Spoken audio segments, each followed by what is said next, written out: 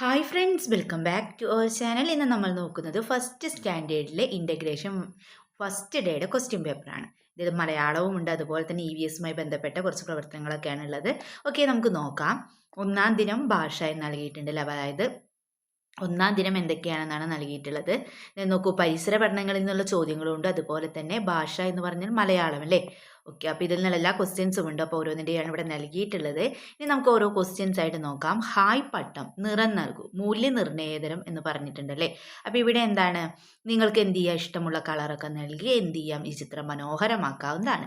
കൂട്ടുകാർക്ക് ഇഷ്ടപ്പെട്ട ഒരു പ്രവർത്തനം തന്നെയാണല്ലേ കൂട്ടുകാരെ ഫസ്റ്റ് നൽകിയിട്ടുള്ളത്. ഓക്കെ, ഇനി നമുക്ക് എന്ത് ചെയ്യാം, ഓരോ പ്രവർത്തനങ്ങളായിട്ട് നോക്കാം. പ്രവർത്തനം 1, തന തന താന. ഓർമ്മയുണ്ടല്ലേ ഈ വരികളൊക്കെ? ഓക്കെ, വായിക്കാം, വരച്ചു ചേർക്കാം. നമുക്ക് നോക്കാം അല്ലേ. പട്ടം പറന്നു പാട്ടുപാടി ലാ ലാ ലാ, പറവ പറന്നു. എന്താ കൂട്ടുകാരി? പറവ പാടി തന തന താന. മഴ വന്നു മഴ പാടി ചറ പറ ചറ പറ. ഇനി എന്താ നമ്മളോട് പറഞ്ഞിട്ടുള്ളത്? വരച്ചു യോജിപ്പിക്കാനാണല്ലേ. വരച്ച് യോജിപ്പിക്കൂ. ഇവിടെ ഫസ്റ്റ് എന്താ കൂട്ടുകാരെ? എന്താ നമുക്ക് നൽകിയിട്ടുള്ളത്? നമുക്ക് എന്താ നൽകിയിട്ടുള്ളത്? പറവയുടെ ചിത്രമാണല്ലേ. ദെൻ എന്താണ്? മഴ ചിത്രം നൽകിയിട്ടുണ്ട്. ദെൻ തേർഡ് പിക്ചർ എന്താണ്? പട്ടമാണല്ലേ. ഇനി നമ്മൾ എന്ത് ചെയ്യണം? ഓരോന്നും നമുക്ക് വായിച്ചു നോക്കാം. ലാ ലാ ലാ, തന തന താന, ദെൻ ചറ പറ ചറ പറ. അപ്പൊ പറവ എന്താണ് കൂട്ടുകാരെ? പറവയുമായി ബന്ധപ്പെട്ടതിൽ ഏതാണ്? നമുക്കറിയാം ഏതാണ്. നോക്കൂ, പറവ പറന്നു, പറവ പാടി തന തന താന. കണ്ടാവോ? തന തന താന. അപ്പൊ ഇവിടെ പറവയ്ക്ക് യോജിച്ചത് ഏതാണ്? യെസ്, തന തന താന. നെക്സ്റ്റ് മഴയാണല്ലേ. നോക്കൂ, മഴ വന്നു മഴ പാടി ചറ പറ ചറ പറ. അപ്പം മഴയുമായിട്ട് വരച്ച് യോജിപ്പിക്കേണ്ടത് ചറ പറ ചറ പറ. ദെൻ പട്ടമാണല്ലേ. പട്ടം മുകളിലെ വരികളിൽ നൽകിയിട്ടുണ്ട്. പട്ടം പറന്നു പാട്ടുപാടി ലാ ലാ ലാ. എളുപ്പമല്ലേ? ഇതുപോലെ വരച്ച് യോജിപ്പിച്ച് കൊടുത്താൽ മതി. ഓക്കെ, നെക്സ്റ്റ് ക്വസ്റ്റ്യൻ നോക്കാം. പട്ടം കണ്ട കാഴ്ചകൾ വരയ്ക്കൂ, നിറം നൽകൂ. നമ്മൾ പഠിച്ചിട്ടുണ്ടല്ലേ എന്തൊക്കെയാണ് കൂട്ടുകാരെ പട്ടം കണ്ടത്? എന്ത് കണ്ടു? മരം കണ്ടു, വഴി കണ്ടു, വീട് കണ്ടു. എന്തൊക്കെയാണ് അങ്ങനെ കവിതയിൽ പറഞ്ഞിട്ടുള്ളത് കൂട്ടു? മാനത്ത് പട്ടം നമ്മുടെ എന്ന ചാപ്റ്ററിലെ തേർഡ് ചാപ്റ്റർ, നിങ്ങളുടെ മാനത്ത് പട്ടം എന്ന തേർഡ് ചാപ്റ്ററിൽ പറയുന്നുണ്ടല്ലേ പട്ടം കണ്ട കാഴ്ചകൾ എന്തൊക്കെയായിരുന്നു കൂട്ടുകാരെ? മാനത്ത് പട്ടം വീട് കണ്ടു, കാട് കണ്ടു, വണ്ടി കണ്ടു, അതുപോലെ തന്നെ എന്താണ്, കിളി കണ്ടു, മരം കണ്ടു അല്ലേ.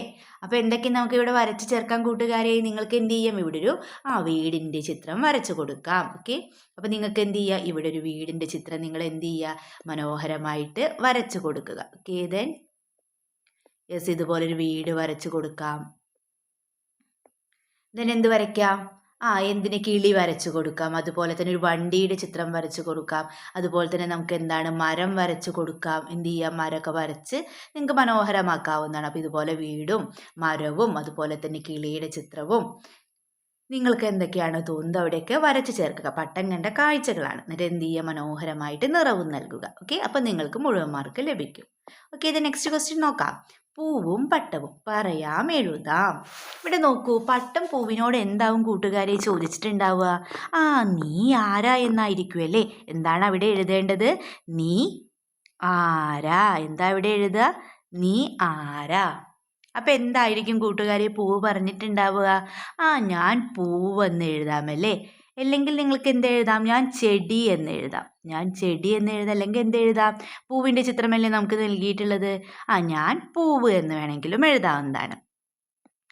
നെക്സ്റ്റ് പട്ടം ചോദിക്കുകയാണല്ലേ. എന്താവും ചോദിച്ചിട്ടുണ്ടാവുക? ആരാ നീ എന്ന് ചോദിച്ചിട്ടുണ്ടാവുക അല്ലേ. പൂവിനോട് എന്താ ചോദിക്കുന്നത്? ആരാ നീ. ആരാ നീ എന്ന് ചോദിക്കല്ലേ. അപ്പം എന്തായിരിക്കും പൂ പറയുക? ഞാൻ പൂവെന്ന് പറയാം. അല്ലെങ്കിൽ എന്ത് ചെയ്യാം? ഞാൻ ചെടി. ഒന്നുകിൽ നിങ്ങൾക്ക് ചെടി എന്ന് എഴുതാം, അല്ലെങ്കിൽ എന്ത് എഴുതാം? പൂവെന്ന് എഴുതിയാലും ശരിയായ ഉത്തരമാണ്. ഓക്കെ, നെക്സ്റ്റ് ക്വസ്റ്റ്യൻ നോക്കാം. പൂവും കൂട്ടുകാരും. പൂവിൻ്റെ കൂട്ടുകാരെ കണ്ടെത്തൂ, വരച്ചു ചേർക്കൂ.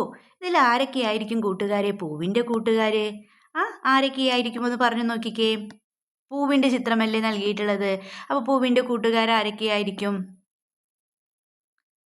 നമുക്കറിയാം പൂമ്പാറ്റയുണ്ട് അല്ലേ. പൂമ്പാറ്റയുണ്ട്. അപ്പോൾ നമുക്ക് പൂമ്പാറ്റ അങ്ങ് വരച്ച് ചേർക്കാം. അതുപോലെ കോഴിയുണ്ടോ? ഇല്ല. ദെൻ വണ്ടുണ്ടാകില്ലേ? യെസ്. തേനീച്ചയുണ്ട്, തുമ്പിയുണ്ട്, അതുപോലെ തന്നെ എന്താണ് ഈ കിളിയും ഉണ്ടായിരിക്കും അല്ലേ. ഇതും എന്താണ് പൂവിലെ തേൻ നുകരാനൊക്കെ വരാറില്ലേ. തേൻകുരുവിയുടെ ഒരു ചിത്രമാണല്ലേ ഇവിടെ നൽകിയിട്ടുള്ളത്. ഓക്കെ, അപ്പം നിങ്ങൾക്ക് എന്ത് ചെയ്യാം, ഇതൊക്കെ വരച്ച് ചേർക്കാവുന്നതാണ്. ഓക്കെ, നെക്സ്റ്റ് ക്വസ്റ്റ്യൻ നോക്കാം. കൊക്കുകളും കാലുകളും കണ്ടെത്തി വരച്ചു ചേർക്കൂ എന്നാണല്ലേ പറഞ്ഞിട്ടുള്ളത്. എളുപ്പമുള്ളൊരു പ്രവർത്തനമാണ്. കൂട്ടുകാർക്ക് ഇഷ്ടപ്പെട്ടല്ലോ ഈ ഒരു പ്രവർത്തനവും? എളുപ്പത്തിൽ വരച്ച് ചേർക്കാമല്ലേ നമുക്ക്. അപ്പോൾ നോക്കൂ, ഫസ്റ്റ് തത്തയാണല്ലേ. തത്തയുടെ യെസ്, ഇതാണല്ലേ. ദെൻ പരുന്തിൻ്റെ ചിത്രമാണ്. ഏതാണെന്ന് കൂട്ടുകാർക്ക് മനസ്സിലായല്ലോ, കൊക്കും കാലും. യെസ്. നെക്സ്റ്റ് നോക്കൂ, ഇതാരാണ്? കൊക്കാണല്ലേ. കൊക്കിൻ്റെ കാലുകളൊക്കെ നോക്കൂ, നീളത്തിലുള്ളതായിരിക്കും അല്ലേ. കൊക്ക് നീണ്ടതായിരിക്കും. അപ്പോൾ ഏതാണ്? ഈ ഒരു പിക്ചറാണല്ലേ വരുന്നത്. അപ്പോൾ നിങ്ങൾ എന്ത് ചെയ്യതുപോലെ വരച്ച് യോജിപ്പിക്കുക. ഓക്കെ, ദെൻ ഏതെങ്കിലും 2 പക്ഷികളുടെ പേരെഴുതുക എന്ന് പറഞ്ഞിട്ടുണ്ടല്ലേ. നിങ്ങൾക്ക് ഇഷ്ടപ്പെട്ട ഏതെങ്കിലും 2 പക്ഷികളുടെ പേരെഴുതാം. ഇവിടെ നമ്മൾ കണ്ടു, തത്തയെ കണ്ടല്ലേ. തത്ത എന്ന് എഴുതാം. കാക്ക, കുരുവി, അങ്ങനെ നിങ്ങൾക്ക് ഇഷ്ടമുള്ള ഏതെങ്കിലും 2 പക്ഷികളുടെ പേര് എഴുതുക. ഓക്കെ, അപ്പോൾ കൂട്ടുകാർ എന്ത് ചെയ്യണം? പക്ഷികളുടെ പേരുകളൊക്കെ എഴുതാൻ പഠിച്ചു വെക്കണം. ഓക്കെ, ദെൻ നെക്സ്റ്റ് ക്വസ്റ്റ്യൻ നോക്കാം. പട്ടത്തിൻ്റെ കാഴ്ചകൾ ചിത്രം നോക്കി എഴുതൂ. ഇവിടെ നോക്കൂ, ഫസ്റ്റ് പട്ടത്തിൻ്റെ കാഴ്ചകളാണല്ലേ. ചിത്രത്തിൽ എന്താ കൊടുത്തിട്ടുള്ളത്? സൂര്യനാണല്ലേ. അപ്പം നമുക്ക് എന്ത് എഴുതാം? സൂര്യനെ കണ്ടു. ദെൻ മരമാണല്ലേ, മരം കണ്ടു. ദെൻ മഴ കണ്ടു. പിന്നെന്താണ്? പൂവല്ലേ.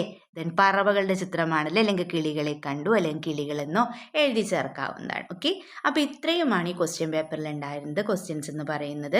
അപ്പോൾ നമുക്ക് മറ്റൊരു വീഡിയോയുമായി വീണ്ടും കണ്ടുമുട്ടാം. അപ്പോൾ ഈ ക്വസ്റ്റ്യൻ പേപ്പറിൽ എല്ലാ ക്വസ്റ്റ്യൻസും നമ്മൾ ഡിസ്കസ് ചെയ്തിട്ടുണ്ട്. അപ്പോൾ ഇതുപോലൊരു ക്വസ്റ്റ്യൻ പേപ്പർ തന്നെയായിരിക്കും നിങ്ങൾക്ക് എക്സാമിന് വരിക.